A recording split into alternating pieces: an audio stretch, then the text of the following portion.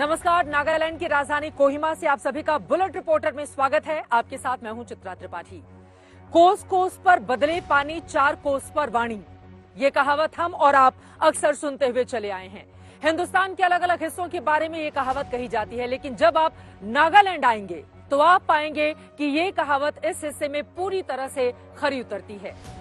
16 यहाँ पर ट्राइब हैं जिनकी अपनी अलग कहानी, अपनी अलग बोली है, लेकिन तमाम विविधताओं के बीच एकता के साथ ये हिस्सा किस तरह से आगे बढ़ता रहता है और हिंदुस्तान के लिए नागालैंड क्यों है सबसे ज्यादा महत्वपूर्ण। देश के तमाम छोटे राज्यों में से एक है नागालैंड। यहाँ पर 27 फरवरी को होनी है वोटिंग। बीजेपी गठबंधन की सरकार है। यहाँ पर बीजेपी का दावा है एक बार फिर से वो कमाल कर जाएगी, लेकिन वहीं दूसरी तरफ उनकी कमियों को गिनाते हुए विपक्षी पार्टियां। लेकिन हम अलग अलग हिस्सों में जाएंगे, करेंगे इस बात की पड़ताल सरकार ने बीते 5 सालों में क्या कामकाज किया है और नागालैंड के क्या है मन की बात।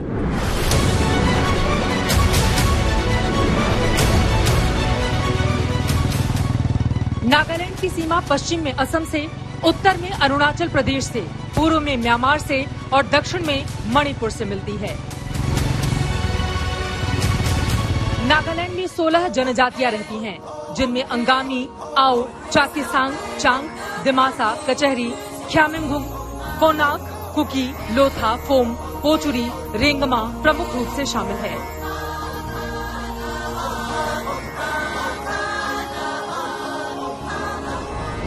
हम आपको नागालैंड के सियासी मिजाज से रूबरू कराएंगे, लेकिन उसके पहले आपको कोहिमा के किसामा गांव ले चलते हैं, जिसे हेरिटेज विलेज के रूप में विकसित किया गया है।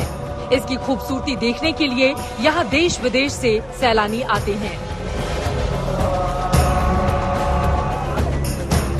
इस वक्त किसामा गांव में मैं आ चुकी हूँ, जो कि नागा लोगों की संस्कृति और उनकी परंपरा को संरक्षण देने के लिए एक हेरिटेज विलेज के रूप में स्थापित किया गया है। दूर दूर से यहाँ पर पर्यटक आते हैं इस हिस्से को देखने के लिए, यहाँ की तस्वीरों को अपने कैमरे में कैद करने के लिए। दिसंबर के महीने में हॉर्नेबल त्योहार यहाँ पर मनाया जाता है और उसके बाद पूरे हिस्से को गांव वालों के लिए खोल दिया जाता है और वो तस्वीरें अपने आप में देखते ही बनती हैं।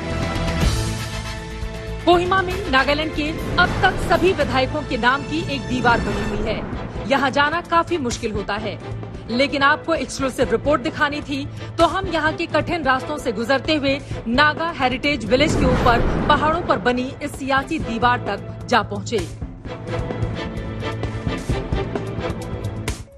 पहाड़ों से घिरे हुए एक ऐसे हिस्से में हम आ चुके हैं जहां पर आप देखेंगे नागालैंड टूरिज्म की ओर से member of Nagaland legislative assembly 1964 से लेकर टिल डेट अभी तक के जितने भी विधायक रहे हैं, उन तमाम विधायकों के नाम उनकी पार्टियों के साथ यहां पर अंकित किए गए हैं। सबसे पहले अगर हम देखेंगे तो 1964 से 1969 तक की ये जो पहली लिस्ट है, यहाँ पर कोई भी राष्ट्रीय पार्टी आपको नजर नहीं आती है। NNO DEM के बीच ही यहाँ पर मुकाबला देखने को मिलता है। बीजेपी को आप यहाँ पर देखेंगे, जिसने NDPP के साथ सरकार बनवाई।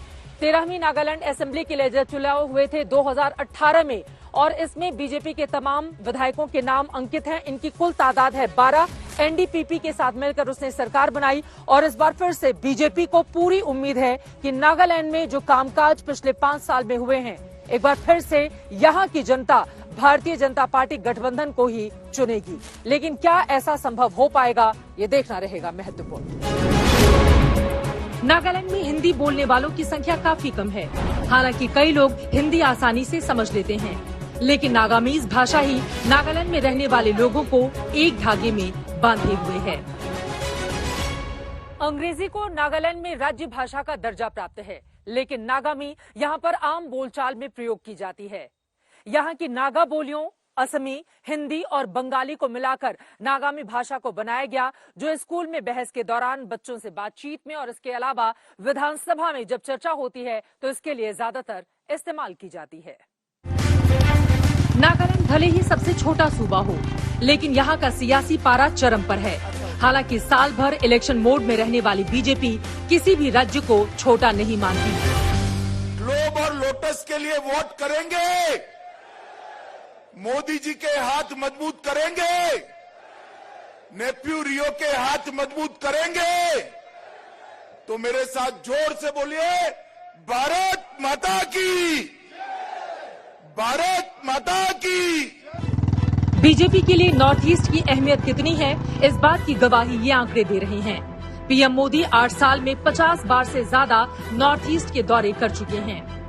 हम आपको गृह मंत्री अमित शाह का आफ्सपा वाला बयान भी सुनाएंगे, लेकिन उसके पहले हम उन स्टूडेंट से बात करते हैं जो इस बार पहली बार वोट डालने जाएंगे।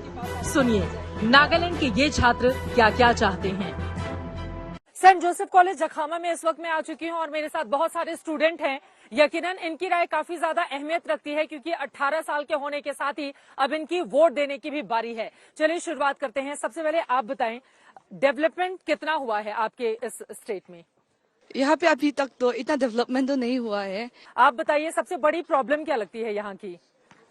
यहाँ की their people mindset, it's still very backward, which is why we need to change that. लड़की और लड़कियों को भी बहुत डिफरेंशिएट कर कम लोग। अच्छा, ऐसा है यहाँ पे कि लड़की और लड़कों में भेद किया जाता है, लड़कों को ज्यादा प्रमोट करते हैं? ऐसे नहीं है, लेकिन सोच तो ऐसे है ना, इसलिए। अच्छा, लोगों की मानसिकता है, इसको बदले जाने की जरूरत है।